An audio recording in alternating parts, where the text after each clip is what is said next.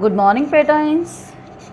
आज हम कक्षा 10वीं में हिंदी में बच्चों पढ़ेंगे क्षितिज भाग 2 पाठ 12। क्षितिज भाग 2 पाठ 12 यशपाल द्वारा रचित लखनवी अंदाज। यशपाल लेखक द्वारा रचित लखनवी अंदाज। अब पहले यशपाल जी के बारे में जानते हैं हम। ये लेखक हैं। यशपाल जी का जन्म हुआ 1903 में पंजाब के फिरोजपुर छावनी में। प्रारंभिक शिक्षा हुई इनकी कांगड़ा में और प्रारंभिक शिक्षा ग्रहण करने के बाद वो लाहौर के नेशनल कॉलेज से उन्होंने बीए किया। हाँ, प्रारंभिक शिक्षा ग्रहण करने के बाद उन्होंने लाहौर के नेशनल कॉलेज से बीए किया। वहाँ उनका परिचय भगत सिंह और सुखदेव से हुआ। हाँ, जो आप सोच रहे हैं वही भगत सिंह और सुखदेव जो हमारे स्वतंत्रता सेनानी रह चुके हैं। स्वाधीनता संग्राम की क्रांतिकारी धारा से जुड़ाव के कारण वे जेल भी गए। उनकी मृत्यु सन 1976 में हो गई। यशपाल की रचनाओं में आम आदमी के सरोकारों की उपस्थिति है। वे यथार्थवादी शैली के विशिष्ट रचनाकार हैं। सामाजिक विषमता, राजनीतिक पाखंड और रूढ़ियों के खिलाफ उनकी रचनाएं मुखर हैं। उनके कहानी संग्रह में ज्ञानदान, तर्क का तूफान, पिंजरे की उड़ान, याद वादुलिया, फूलों का कुर्ता उल्लेखनीय है।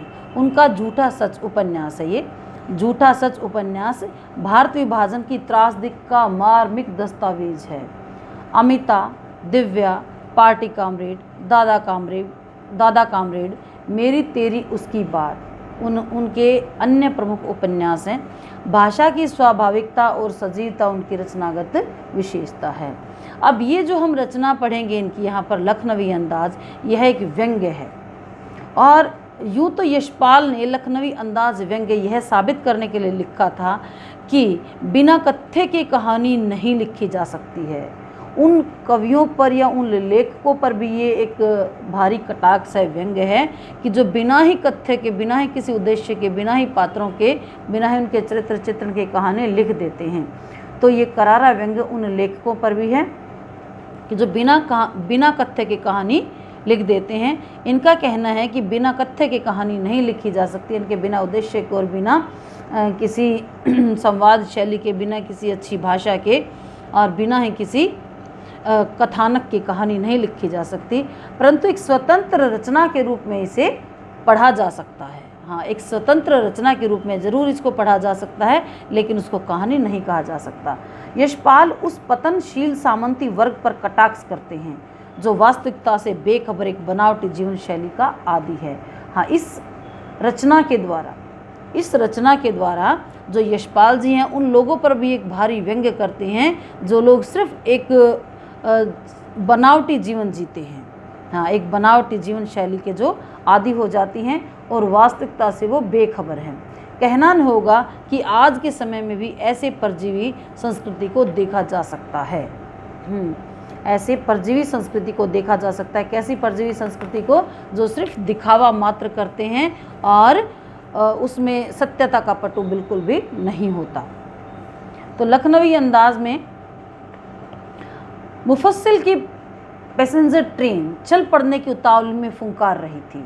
मुफस्सिल की पैसेंजर ट्रेन चल पड़ने की उतावली में फुंकार रही थी, यानी कि स्टार्ट हो चुकी थी ट्रेन, अभी चलने ही वाली थी। आराम से सेकंड क्लास में जाने के लिए दाम अधिक लगते हैं। हाँ, आराम से सेकंड क्लास के, यानी कि जो हमारे एसी डिब्बे होते हैं उनको, या फिर जो हमारे first class, second class, third class और इस तरह से जनरल बोगी जो होती हैं उनके बारे में यहाँ पर बताया गया है कि आराम से सेकंड क्लास का जो डब्बा होता है उसमें जाने के लिए थोड़ा दाम अधिक लगते हैं। दूर तो जाना नहीं था और भीड़ से बचकर एकांत में नई कहानी के संबंध में सोच सकने और खिड़की से प्राकृतिक दृश्य देख सकने के लिए टिकट सेकंड क्लास का ही ले लिया। अब यहाँ पर लेखक ने जो है सेकंड क्लास का टिकट ले लिया और गाड़ी में बैठ गए। अब गाड़ी छूट रही थी। सेकंड क्लास के एक छोटे डिब्बे को खाली समझकर जरा दौड़कर उसमें चढ़ गए। अनुमान के प्रतिकूल डिब्बा निर्जन नहीं था। अब जैसा कि अनुमान लगाया था लेखक ने कि डिब्बा बिल्कुल निर्जन होगा या बिल्कुल खाली होगा, लेकिन वैसा नहीं था। एक बर्थ पर एक लखनऊ की नवाबी नस्ल के एक सफ़ेद पोश सज्जन बहुत सुविधा से पालथी मारे बैठे हुए थे। अब जैसा कि लेखक ने सोचा था कि सेकंड क्लास का टिकट ले लेता हूँ और ज़्यादा दूर तो उसको जाना नहीं था, थोड़ी सी दूर के लिए ही इसको जाना था, अगले स्टेशन पे, उससे अगले स्टेशन पे ही उन्होंने उतरना था। किस लिए? क्योंकि वो सिर्फ एक रेल की यात्रा करना चाहते थे थोड़ी दूरी के लिए, कुछ सुकून से खाली या निर्जन डिब्बे में बैठकर, और चलते हुए जो रेल के बाहर उनको जो दृश्य दिखेंगे उनको देखकर एक नई कहानी के विचार से उन्होंने ये सब सोचा था कि डिब्बा बिल्कुल खाली होगा और वहाँ पर बैठकर मेरे मन में नई कहानी के विचार आएंगे और बाहर का जो दृश्य मैं देखूँगा तो उनको देख, उन दृश्यों को देखकर मैं कोई नई कहानी लिख पाऊँगा। अब ये सोचकर वो जो है गाड़ी में बैठ लिए थे। अब उन्होंने देखा कि डिब्बा जो है उनके अनुसार निर्जन नहीं था, यानी कि बिल्कुल खाली नहीं था। और वहाँ पर कौन बैठा था? एक बर्थ पर लखनऊ की नवाबी नस्ल के एक सफ़ेद पोश सज्जन सुविधा से पालथी मारे बैठे थे, यानी कि एक लखनऊ के नवाब जैसे व्यक्ति सफ़ेद कपड़े पहने हुए और अब बड़े आराम से पालथी मारे हुए बर्थ पर बैठे हुए थे। और उनके सामने रखे थे 2 ताज़े चिकने खीरे तौलिए पर। उनके सामने तौलिए पर 2 ताज़े चिकने खीरे रखे हुए थे। अब डिब्बे में हमारे सहसा कूद जाने से सज्जन की आंखों में एकांत चिंतन में विघ्न का असंतोष दिखाई दिया। अब जैसे ही लेखक कहता है कि जैसे ही मैंने डिब्बे में प्रवेश किया तो जो सज्जन बैठे हुए थे उनकी आंखों में एक चिंतन सा, एक विघ्न सा या असंतोष सा दिखाई दिया, यानी कि मुझे लगा कि मेरे आने से ये खुश नहीं हुई। सोचा हो सकता है यह भी कहानी के लिए सूझ की चिंता में हो या खीरे जैसी अपदार्थ वस्तु का शौक करते देखे जाने के संकोच में हो।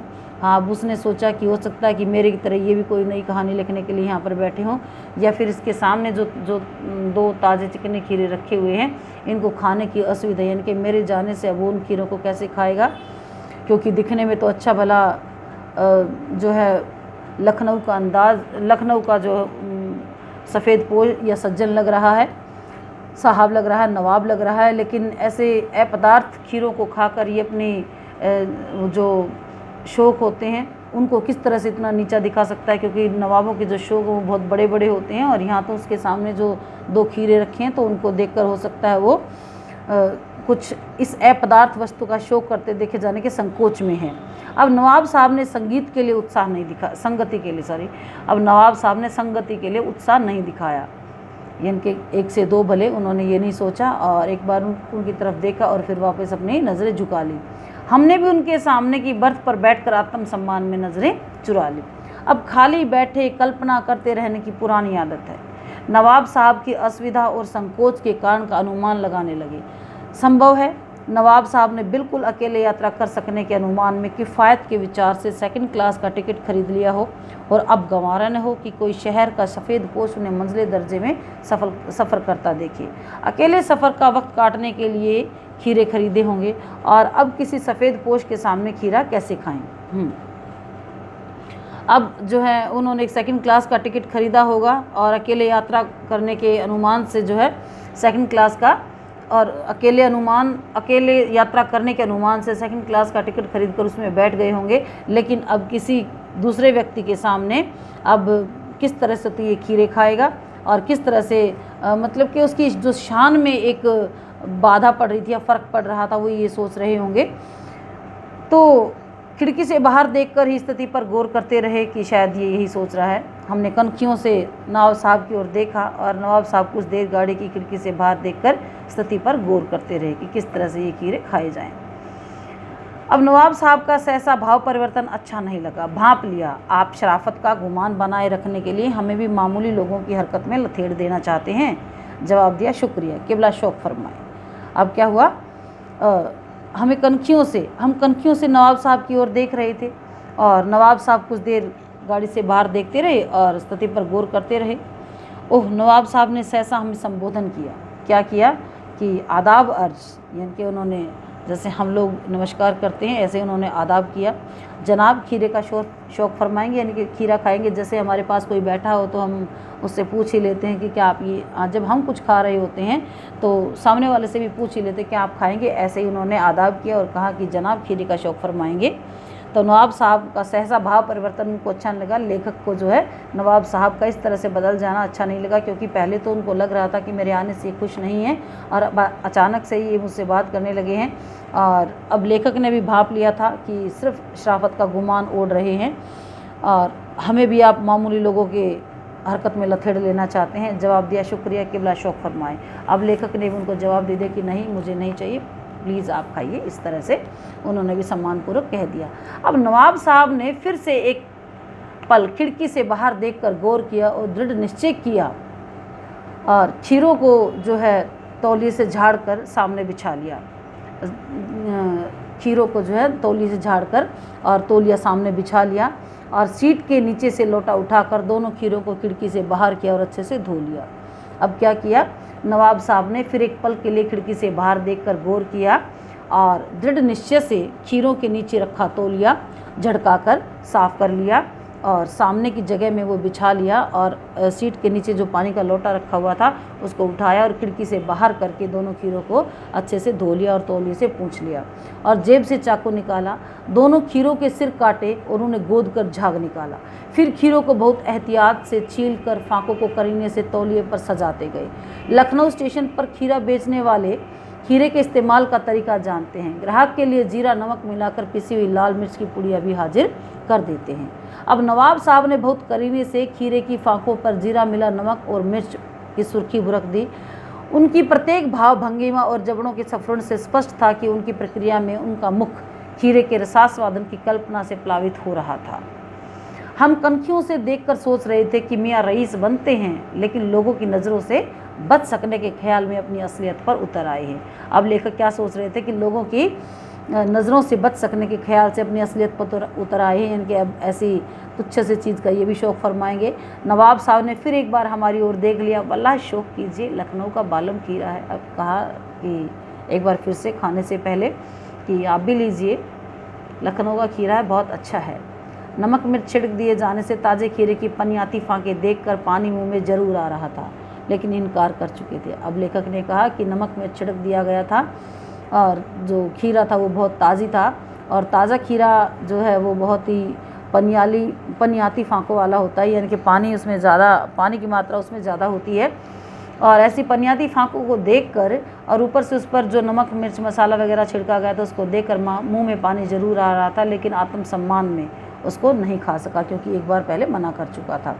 तो आत्मसम्मान निभाना ही उचित समझा उन्होंने और उत्तर दिया शुक्रिया, इस वक्त तलब महसूस नहीं हो रही, मैदा भी ज़रा कमज़ोर है, क़िबला शौक़ फरमाए। अब उसने कहा लेखक ने कि बस अब मन नहीं कर रहा, ज़रा मेरी तो पाचन शक्ति भी थोड़ी कमज़ोर ही है, आप ही खाइए। अब नवाब साहब ने सतृष्ण आँखों से नमक मिर्च के संयोग से चमकती खीरे की फांकों की ओर देखा। खिड़की के बाहर देखकर दीर्घ निश्वास लिया। खीरे की एक फांक उठाकर होठों तक ले गए, फांक को सूंघा, स्वाद के आनंद में पलकें मूंद गई। अब क्या किया, एक फांक को उठाया और उस फांक को अपने नाक तक यानी कि होठों तक लेकर गए और होठों तक लेकर गए फांक को सूंघा और स्वाद में जो है स्वाद के आनंद में जो पलकें मूंद गई, आंखें मूंद गई। अब मुंह में पानी भर आया और पानी का घूंट गले के नीचे उसने उतार लिया। तब नवाब साहब ने फांकों को खिड़की के बाहर छोड़ दिया। अब क्या किया देखिए, ये खीरा खाने का जो एब्स्ट्रैक्ट तरीका है उनका क्या था। अब एक एक फांक को जो है उसने हल्के से उठाया, अपने होठों तक लेकर गए और सूंघा और सूंघते हुए उसकी आंखें जो वो बंद हो गई रसास्वादन में और उसने सूंघ कर और खीरे की फांक को बिना ही खाए उसने बाहर फेंक दिया, खिड़की से बाहर फेंक दिया। अब नवाब साहब खीरे की फांकों को नाक के पास ले जाकर वासना के रसास्वादन कर खिड़की के बाहर फेंकते गए। अब नवाब साहब ने खीरे की सब फांकों को खिड़की से बाहर फेंक कर तौलिए से हाथ और होंठ पोंछ लिए और गर्व से गुलाबी आंखों से हमारी ओर देख लिया, मानो कह रहे हो यह है खानदानी रईसों का तरीका। अब लेखक की तरफ देखा और चमकती हुई आंखों से यानी कि सम्मान भरे गर्व से उन्होंने उसकी तरफ देखा, यानी कि ऐसा लगा जैसे मुझे समझा रहे हो कि ये है हमारा ये खीरा खाने का तरीका। नवाब साहब खीरे की तैयारी और इस्तेमाल से थक कर लेट गए। हमें तस्लीम में सिर खम कर लेना पड़ा। ख़ानदानी तहजीब, नफासत और नज़ाकत। हम गौर कर रहे थे खीरा इस्तेमाल करने के तरीके को, खीरे की सुगंध को और स्वाद की कल्पना से संतुष्ट होने का सूक्ष्म, नफीस और एब्स्ट्रैक्ट तरीका ज़रूर कहा जा सकता है, परंतु क्या ऐसे तरीके से उदर की तृप्ति हो सकती है? हाँ, अब लेखक पूछता है भाई हम समझ रहे थे कि इन्होंने जो है खीरे को किस प्रकार से खाया, ये एक एब्स्ट्रैक्ट तरीका ज़रूर कहा जा सकता है, लेकिन इससे जो है इसकी सुगंध से मन तो फिर भी थोड़ा सा संतुष्ट हो सकता है, उसकी सुगंध ली जा सकती है, लेकिन इसके स्वाद की कल्पना नहीं की जा सकती। और नवाब साहब की ओर से भरे पेट के ऊंचे डकार का शब्द सुनाई दिया और नवाब साहब ने हमारी ओर देखकर कहा, मतलब जैसे कहा हो, हमारी ओर देखकर कह दिया, खीरा लजीज होता है लेकिन होता है शकील, नामुराद मैदे पर बोझ डाल देता है। अब नवाब साहब ने हमारी तरफ गर्व से चमकती हुई गुलाबी आंखों से देखते हुए कहा कि खीरा होता तो बड़ा स्वादिष्ट है, लेकिन ये जरा मैदे पर, पाचन शक्ति पर जरा बोझ डाल देता है। अब उसके ज्ञान चक्षु जो खुल गए थे, पहचाना ये है नई कहानी के लेखक। खीरे की सुगंध और स्वाद की कल्पना से पेट भरे जाने का डकार आ सकता है, तो बिना विचार घटना और पात्रों के लेखक की इच्छा मात्र से नई कहानी क्यों नहीं बन सकती। अब लेखक ने क्या कहा कि बिना खीरा खाए जब इससे पेट भरा जा सकता है, या फिर खीरा ना खाकर भी एक डकार ली जा सकती है, तो बिना विचार के, बिना घटना के और बिना पात्रों की कहानी क्यों नहीं लिखी जा सकती। अर्थात ये है मेरी नई कहानी के पात्र। और उसको देखकर, एक नवाब साहब को देखकर लेखक ने जो भी उसकी खीरा खाने का जो एक एब्स्ट्रैक्ट तरीका देखा, उसको छीला है, उसको करीने से सजाया है और उसको, उसकी फांकों पर नमक मिर्च बुरका है, फिर उसको उठाकर अपने होठों तक लेकर गए, उसको सूंघा है और सूंघने के रसास्वादन में उसकी आंखें तक बंद हो गई हैं और पानी का घूंट जैसे उसके मन में, मुंह में आ गया और गले के नीचे उसने फिर से चुपके से उतार लिया, लेकिन खीरे को अपने मुंह में नहीं डाला और उसको सिर्फ सूंघ कर ही उसने खिड़की से बाहर फेंक दिया। ये सिर्फ एक मात्र दिखावा। उसने ये दिखाया कि हम जैसे जो नवाब हैं वो ऐसी तुच्छ चीज़ का शौक़ इस तरह से ही फरमाते हैं, उसको खा कर नहीं बल्कि सूंघ कर बस। ठीक है, तो बच्चों हमने ये पढ़ा लखनवी अंदाज़, किस तरह से लखनवी लोगों का ये अंदाज़ है खीरा खाने का या कोई भी शौक़ फरमाने का। अब लेखक ने इस कहानी तो हम इसको नहीं कह सकते, एक छोटी सी रचना कह सकते हैं, इस रचना के माध्यम से ये व्यंग्य करना चाहा है उन लेखकों पर कि बिना कथ्य के कोई कहानी नहीं लिखी जा सकती। और हाँ, अगर बिना खीरा खाए या बिना कोई भी चीज़ खाए सिर्फ रसास्वादन से पेट भरा जा सकता है, तो बिना कथ्य के भी कहानी लिखी जा सकती है। अर्थात ये एक सिर्फ आडंबर है, एक बाह्य दिखावा है। तो बच्चों आज इस पाठ को हमने ध्यान से पढ़ा है और आप भी इसको एक बार फिर से ध्यान से सुनेंगे और इसको एक बार अपने आप पढ़ने का प्रयास करेंगे और कल हम इसके आधार पर प्रश्नोत्तर हल करेंगे। Thank you.